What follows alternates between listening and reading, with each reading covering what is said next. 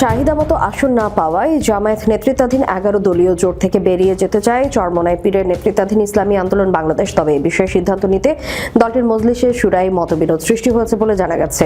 এ নিয়ে দুপুরে সর্বোচ্চ ফোরামের বৈঠক হলেও কোনো সিদ্ধান্ত হয়নি। সূত্র মতে মঙ্গলবার আসন সমঝোতা নিয়ে জামায়াত ও ইসলামী আন্দোলনের দফায় দফায় বৈঠক হয়। সেখানে দলটিকে 45টি আসন ছাড়ার সিদ্ধান্ত হয়, কিন্তু এতে রাজি হয়নি ইসলামী আন্দোলন। তারা 60 থেকে 70টি আসন চায়। চাহিদা মতো আসন না পেলে 11 দলের সমঝোতা থেকে বের হয়ে যাওয়ার ঘোষণা দেয় দলটি। এদিকে জামায়াতের সঙ্গে আসন সমঝোতায় থাকা না থাকার বিষয়ে সিদ্ধান্ত নিতে মঙ্গলবার মধ্যরাত পর্যন্ত ইসলামী আন্দোলনের কেন্দ্রীয় মজলিসে শুরার বৈঠক হয়। ফলে এই বিষয়ে চূড়ান্ত সিদ্ধান্ত নিতে কেন্দ্রীয় কার্যকরী পরিষদের বৈঠক ডাকা হয়েছে।